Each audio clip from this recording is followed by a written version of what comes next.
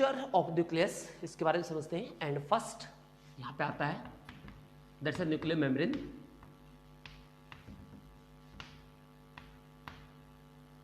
Nuclear membrane,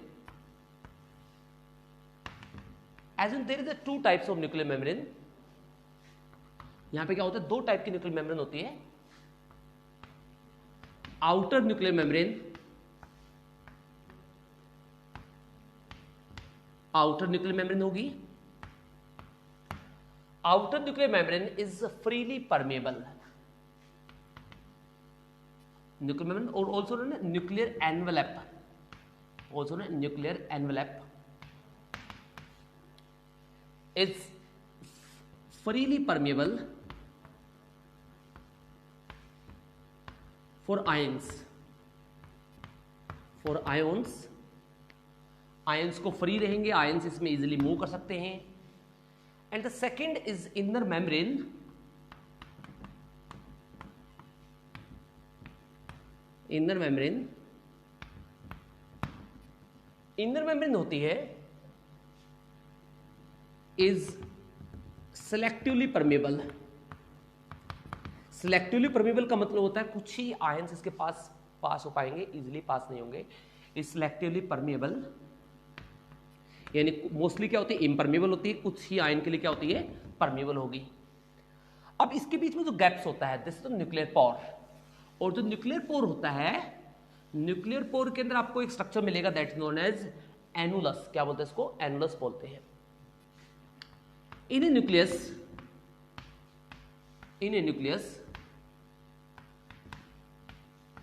there is 100 to thousands of nuclear pore। एक nucleus में क्या होता है, 100 से लेके thousands of nuclear pore present हो सकते हैं। क्या होंगे, ये प्रेजेंट होंगे मोस्टली।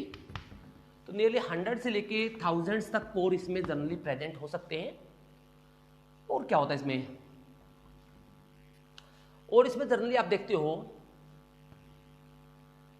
इसमें हम जनरली देखते हैं कि जो न्यूक्लियर पोर होता है इसके अंदर एक स्ट्रक्चर प्रेजेंट होता है, एक मेम्ब्रेन कवर स्ट्रक्चर होगा in the nuclear membrane, that's ना annulus. Membranous cover structure, membranous cover structure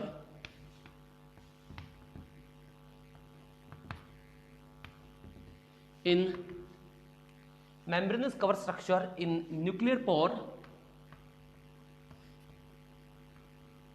nuclear pore में से क्या बोलते हैं, उस पार्ट को हम कहते हैं that part is known as annulus. Annulus. अब इसके डायग्राम के थ्रू देखते हैं किस तरह से ये होता है।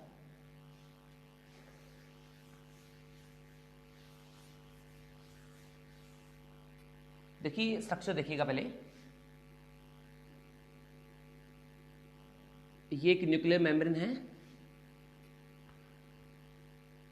ये न्यूक्लियर मेम्ब्रेन है, ये आउटर न्यूक्लियर, ये इनर में, ये सॉरी ये आउटर न्यूक्लियर मेम्ब्रेन है, ये इनर न्यूक्लियर मेम्ब्रेन है, ये inner nuclear membrane, this the outer nuclear membrane. एक यहां पे एक डबल शेप स्ट्रक्चर मिलेगा आपको इस तरह का, एक इस तरह स्ट्रक्चर मिलेगा इसके अंदर। This is known as central plate. क्या बोलते हैं इसको, सेंट्रल प्लेट कहते हैं। ये प्रोटीन की प्लेट होती है, सेंट्रल प्रोटीन प्लेट होती है। और इसके राउंड में आपको दो एक्सिस यहां पे दिखाई देती हैं, this known as digital fibre. क्या बोलते हैं इनको, टू इनसाइड होती है, टू आउटसाइड होती हैं। इन्हें क्या बोलते हैं, इन्हें बोलते हैं डिजिटल फाइबर, इन्हें बोलेंगे डिजिटल फाइबर। और ये जो होते हैं एक मेम्ब्रेनस स्ट्रक्चर से कवर होंगे, इसके ऊपर जो मेम्ब्रेनस स्ट्रक्चर होता है उसे कहते हैं एनुलस। क्या बोलते हैं इसको, एनुलस स्ट्रक्चर कहते हैं, राइट। अब ये इसका स्ट्रक्चर होता है न्यूक्लियर मेम्ब्रेन का। इसके अंदर क्या होता है, जो बड़े मॉलिक्यूल्स होंगे लाइक आरएनए है, एक बड़ा मॉलिक्यूल्स है जो मेम्ब्रेन के थ्रू अक्रॉस पास नहीं हो सकता, वो बड़ा मॉलिक्यूल क्या करेगा, वो बड़ा मॉलिक्यूल इसके थ्रू पास होगा या फिर इसके थ्रू अंदर जाएगा, राइट। यानी इस चैनल के थ्रू जो होता है, यानी सेंट्रल जो प्लेट होती है, सेंट्रल हब होता है, इसके थ्रू क्या करेगा, अंदर एंटर होता है। राइट। तो ये न्यूक्लियर मेम्ब्रेन का स्ट्रक्चर होता है।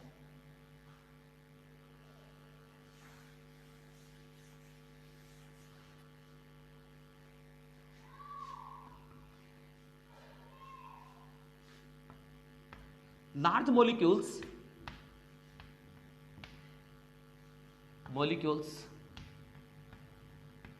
pass through nuclear pore। किसके थ्रू पार होंगे?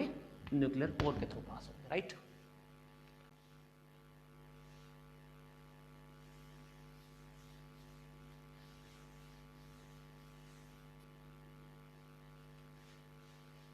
नंबर सेकंड जो स्ट्रक्चर में आएगा दैट इज न्यूक्लियोलस।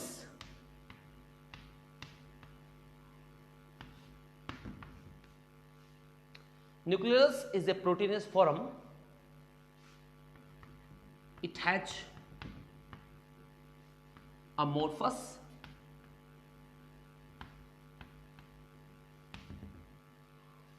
fibrous या फिलर रीजन बोलते हैं इसको, फिलर रीजन,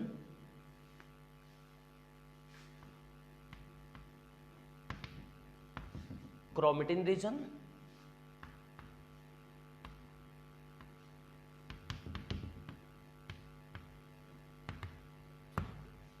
इसके पास क्या होते हैं? अमोर्फस, फिलर रीजन और क्रोमेटिन रीजन इसके पास जनरली प्रेजेंट होते हैं। एक और रीजन होता है प्रोटीनेज रीजन, वो क्रोमेटिन के साथ में आता है। इससे काम क्या होता है? इसके अंदर से एक आरएनए की फॉर्म निकलेगी, इसके बोलते हैं हम यहाँ पे 5s RNA निकलेगा। ये कौन सा आरएनए निकालेगा? 5s RNA,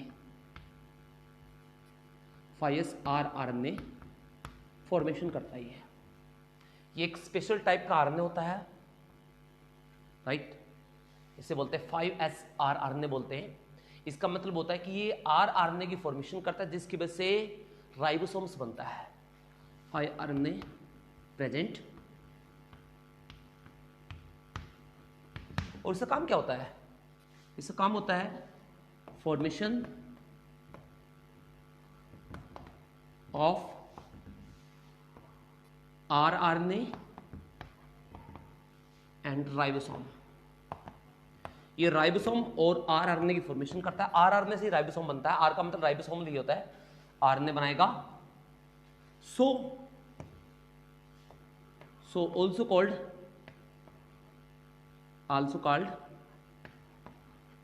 ribosome factory. क्या बोलेंगे इसको? राइबोसोम फैक्ट्री भी कहते हैं इसे, राइट। इसका डायग्राम अगर देखें तो इसका डायग्राम बहुत सिंपलर होता है, कोई मेम्ब्रेन नहीं होती इसके।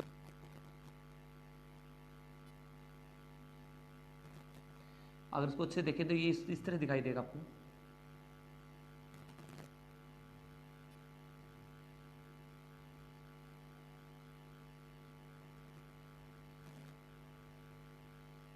इस तरह का रीजन आपको दिखाई देगा। तो ये इस तरह का रीजन होता है राइबोसोम। ये रीजन क्या करता है? सॉरी, ये रीजन होता है न्यूक्लियोलस। ये क्या बोलते हैं इसको? That is known as nucleolus, right. इसके अंदर बहुत सारे एंजाइम्स भी निकलते हैं यहाँ से। ये प्रोटीन रीजन होता है, प्रोटीन रीजन, और इसके अंदर बहुत सारे एंजाइम भी फॉर्मेशन करना होता है इसका काम। तो इसका काम एक और रहेगा, इट फॉर्म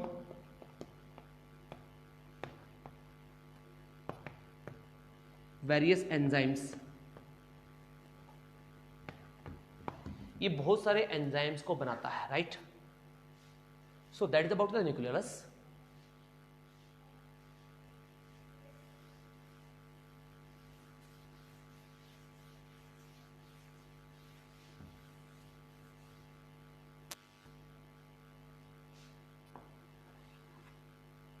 एंड तो थर्ड पार्ट जो आएगा, third part that's a chromatin.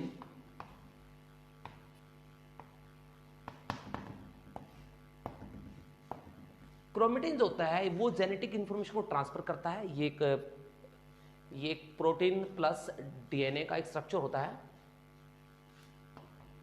It has histone protein.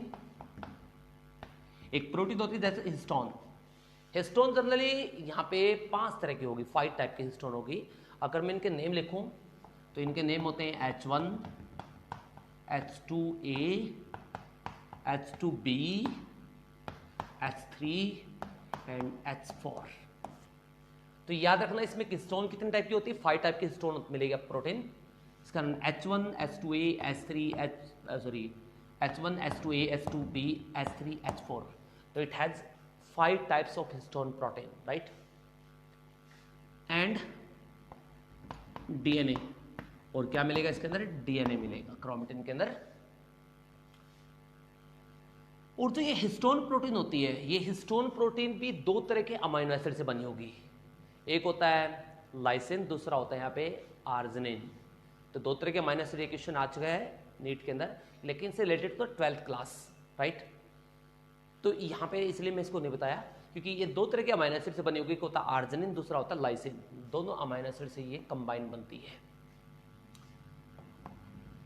इसमें और देखा जाए हिस्टोन के अंदर, सॉरी क्रोमेटिन के अंदर और देखा जाए, इसका काम क्या होगा, इसका जो फंक्शन होता है, इसका फंक्शन होता है transfer the genetic information to the next progeny.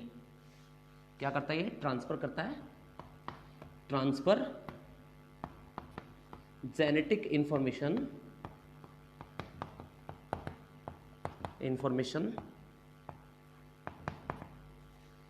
To next progeny,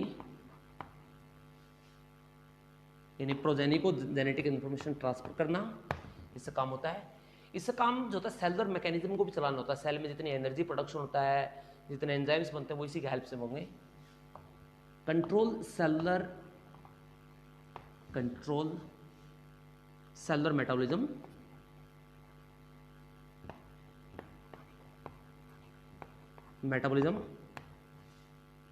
cellular metabolism को कंट्रोल करता है। फॉर्मेशन ऑफ आरएनए से काम होता है, आरएनए को बनाना, फॉर्मेशन ऑफ आरएनए जो बनेगा जिसकी वजह से पूरा बॉडी का मेटाबॉलिज्म चलता है। आरएनए का मतलब होता है राइबोसोमल आरएनए, या सॉरी इसको कहते हैं राइबोन्यूक्लिक एसिड। तो राइबोन्यूक्लिक एसिड होता है specially in the mRNA, M का मतलब मैसेंजर आरएनए, जिसकी वजह से बॉडी में एंजाइम्स वगैरह बनते हैं एमआरएनए, उसके बारे में डिटेल से डिस्कस करेंगे नेक्स्ट क्लास में। उसको बनाने का काम किसका होता है, क्रोमेटिन का काम होता है, right. So that is about the chromatin. अब तो नेक्स्ट पार्ट होता है इसका, वो होता है nucleoplasm. Fourth part is the nucleoplasm.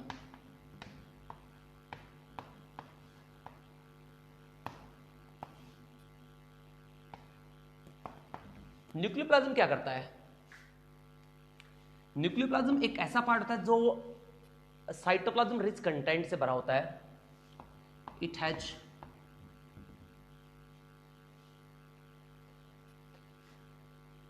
Has protein, ions, protein रखता है, आयंस रखता है, क्रोमेटिन भी इसके अंदर होता है, और न्यूक्लियोलस भी इसके अंदर होता है, राइट।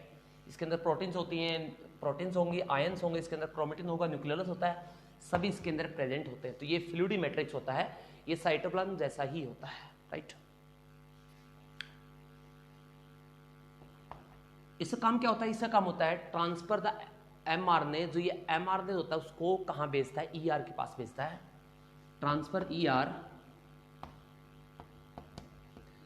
ट्रांसफर आरएनए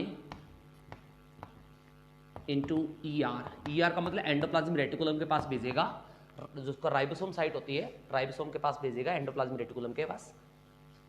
इसका काम होता है एक्सचेंज ऑफ आयंस। ये एक्सचेंज ऑफ आयन करवाता है न्यूक्लियर मेम्ब्रेन की हेल्प से, एक्सचेंज ऑफ मॉलिक्यूल्स का एक्सचेंज करवाना, राइट। किसका काम होता है, न्यूक्लियोप्लाज्म का काम होता है। So that is about the nucleoplasm.